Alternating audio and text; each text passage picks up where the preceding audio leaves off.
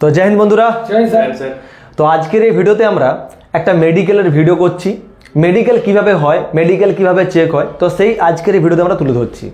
প্রথমে বলি, আমরা যদি ডিফেন্সের পরীক্ষার জন্য চেষ্টা করি, যদি আমাদের ইচ্ছা থাকে ইন্ডিয়ান আর্মি, এসএসজিডিতে, বিএসএফ, সিআরপিএফ, আসাম রাইফেল বা এয়ারফোর্স বা নেভিতে জয়েন করার, তো নিশ্চয়ই আমাকে মেডিকেল ফিট থাকতে হবে। কি মেডিকেল ফিট থাকতে হয়, কোন জিনিসটাকে বেশি গুরুত্ব দিতে হয়, আজকে সেই বিষয়টা নিয়ে আজকে আমরা তুলে ধরছি। এই যে আমার কাছে দুইজন স্টুডেন্টস আছে, সচিন এবং আমাদের, তোমার নাম গোলাপ। এর বাড়ি হচ্ছে শিলিগুড়িতে, এই কোচবিহারে বাড়ি, আর এর বাড়ি হচ্ছে মালদাতে। এই অলরেডি ডাইরেক্ট মেডিকেলে ফিট হয়ে আছে, তাই তো? অগ্নিবীর আর্মিতে ডাইরেক্ট মেডিকেল ফিট। যদি আজকে রেজাল্ট দেয় তাহলে আজকে সিলেক্টেড হবে এবং অগ্নিবীরের ট্রেনিং সেন্টারে পৌঁছে যাবে। তো ঘটনাটা হচ্ছে, আমি প্রথমেই বলতে চাই কি, এই যে মেডিকেলটা যেটা হয়, তো মেডিকেলটা কিন্তু অনেকটাই নিজের কাছে কথা, তাই তো? নিজের কাছে সব, হ্যাঁ কি না? হ্যাঁ। ঘটনাটা কি হয়, অনেকেই কি করে, অতিরিক্ত মানে চালাকি দেখাতে যায়, তাই না? চালাকি দেখা যাবে না। যাবে কি? কি করা উচিত মেডিকেলে গিয়ে পর? ওখানে একটা ডিসিপ্লিন আগে মাস্ট এটা করবে একদম, তাই তো? হ্যাঁ, ডিসিপ্লিন। যে দাঁড়ানোর অনেকটা ভঙ্গি থাকে, অনেকে হ্যাংলা করে দাঁড়ায়, দাঁড়ানোর অনেকটা দেখে ফৌজি সাহেব। একদম। মেডিকেল এমন একটা জিনিস, প্রথমে একটা কথা বলি, নিজে কেউ ডাক্তার হতে যাও না। যদি কেউ তোমাকে ডিমোটিভেট করছে কি তোমার মেডিকেলে এই সমস্যা আছে, চিন্তার কোনো কারণ নেই। তুমি যদি ভালো করে ওখানে গিয়ে দাঁড়াও, তোমার যদি দাঁড়ার ভঙ্গিটা ঠিক থাকে, তাহলে কিন্তু তুমি নিশ্চয়ই ডাইরেক্ট মেডিকেলে ফিট হয়ে আসবে। কথাটা ঠিক বলছি আমি? আচ্ছা, তো আজকে যে প্রশ্নটা আমাদেরকে বারবার আসে কি, আমার হাতে কেরি অ্যাঙ্গেল আছে, আমার আঙ্গুল বাঁকা আছে, আমার নকনি আছে, আমার বিভিন্ন ধরনের সমস্যা আছে, তো সেই সমস্ত বিষয়ের আজকের এই ভিডিও। আচ্ছা, প্রথমে যে কেরি অ্যাঙ্গেলটা যেভাবে চেক করে আর কি, তো কীভাবে চেক করে আর্মিতে, সেইভাবে তুমি পজিশনে দাঁড়াও। আচ্ছা, দাঁড়া দেখে, ওকে, এবার তুমি দাঁড়াও। কেরি অ্যাঙ্গেলটা এইভাবে চেক হয়।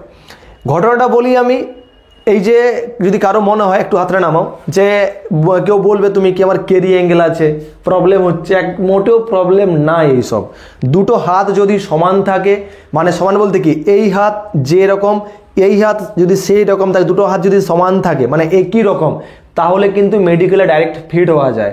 যদি কাউকে এই হাতে কেরি অ্যাঙ্গেল রিমেডিকেল দেয়, তাহলে কিন্তু তুমি মেডিকেলে ডাইরেক্ট ফিট হয়ে যাবে, বা রিমেডিকেলে গিয়েও ফিট হয়ে যাবে, চিন্তার কোনো কারণ নেই।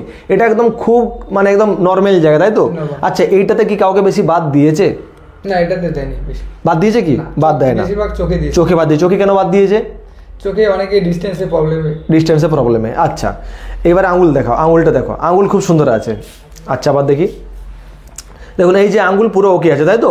আচ্ছা, হাতে করো, এরকম করে দেখো। আচ্ছা, ঠিক আছে। তো দেখুন হাত পুরোপুরি ঠিক আছে। এই হাত নিয়ে মেডিকেলের কারো চিন্তার কোনো কারণ নেই, তাই তো?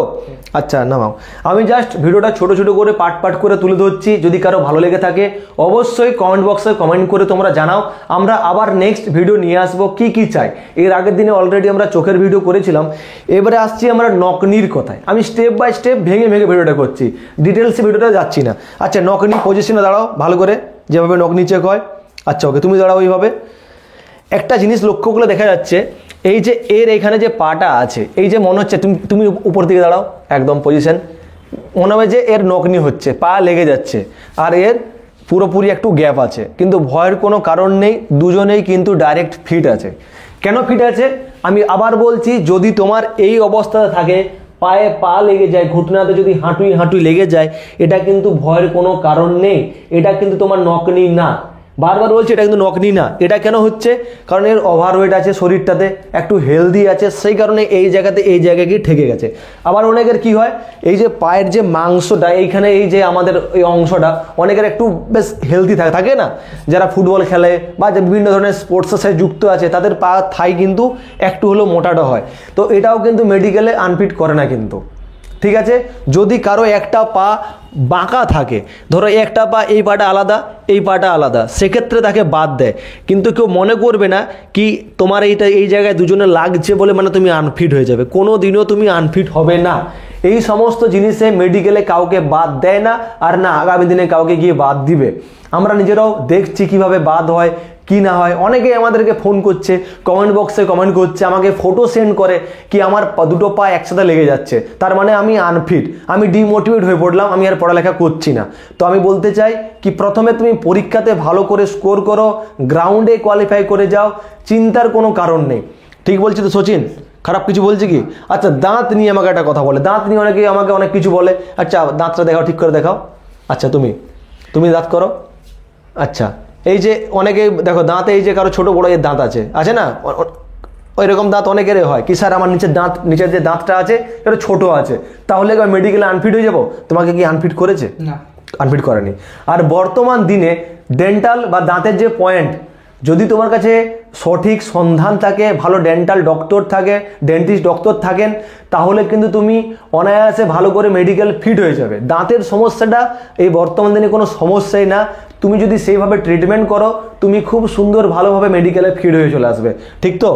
একমাত্র এমন একটা জিনিস কালার ব্লাইন্ডনেস, এই জিনিসটা যদি কারো থাকে সেই জায়গাতে গিয়ে বাদ দেয়।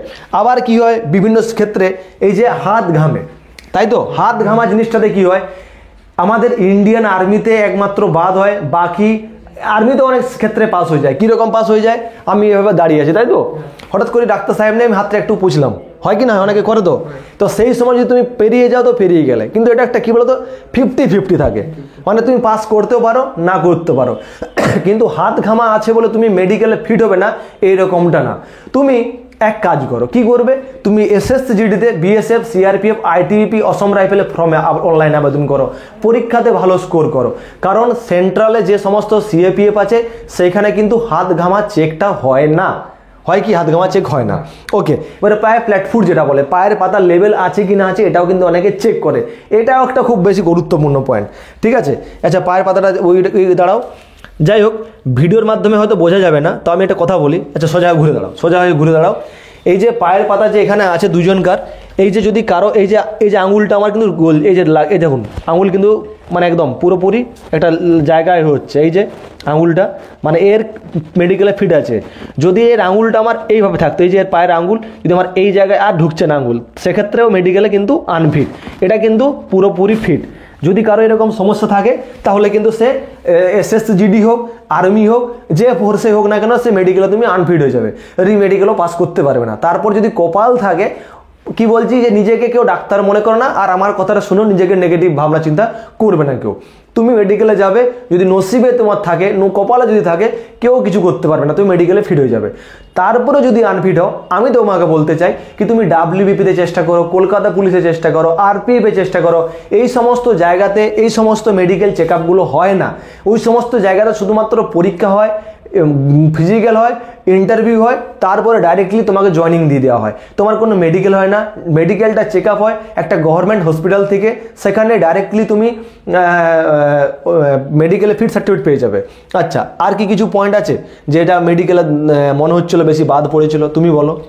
কানে বাদ গেছে। কানে কি কারণে বাদে? কানে আমার মনে হয় ময়লা থাকার জন্য বাদ পড়ে, ময়লা থাকার জন্য। একটা কথা বলি, ঘুরো, কানে কি হয়, এইখানে ওর একটা মেশিন ছোট্ট একটা নিয়ে দেখে, তাই তো? তো এই জিনিস, এই কানে কি হয়, অনেকের কানে নোংরা থাকে। কানে আমরা প্রত্যেকে কম বেশি জানি কি কানে ফুটো, আমি যেহেতু শুনতে পাই, তাই তো? ধর আমি কানে ঠিকঠাক শুনতে পাই, তার মানে আমি এটুকু জানি কি আমার কানে কোনো সমস্যা নেই। কথাটা ঠিক বলছি তো? আমার কানে কোনো সমস্যা নেই, তার মানে আমি মেডিকেলে ফিট আছি। মেডিকেলে আনফিট হয় সেই সমস্ত ছেলেরা যারা কানে খুব নোংরা রাখে কি না রাখে। নোংরা ছেলেরা কি হয়, ওদেরকে মেডিকেলে আনফিট করে দেয়, এবং এটাও সাথে বলে দেওয়া হয় কি তুমি একটুখানি পরিষ্কার করে নিয়ে আসবে। ঠিক তো? অনেক আবার কি হয়, নাকে ডিএনএস বা কি একটা বিভিন্ন ধরনের প্রবলেমে দেয়। ডিএনএস ওরা বলে কি একটা তোমার হাড় বেঁকা আছে বা তোমার নাকে আছে, তো ওই সমস্ত বিষয়গুলিতেও কিন্তু মেডিকেলে ফিট হওয়া যায়। এইগুলো কোনো পয়েন্ট না।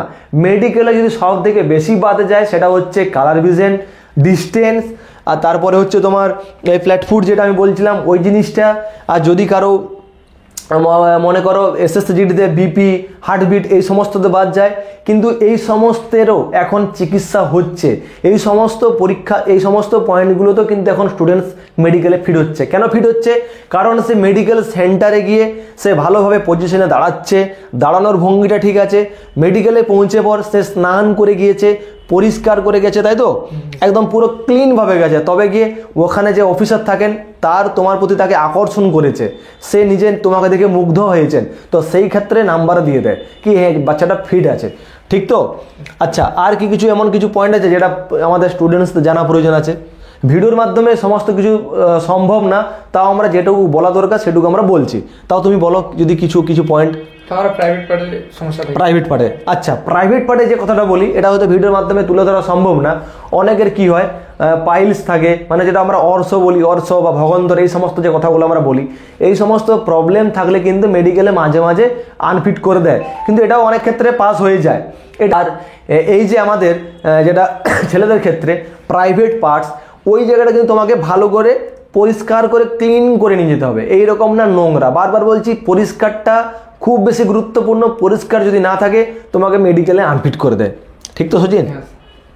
আর কিছু বলতে চাও তুমি যে এমন কিছু পয়েন্ট যেটা আমার হয়তো বাদ পড়ে গেল?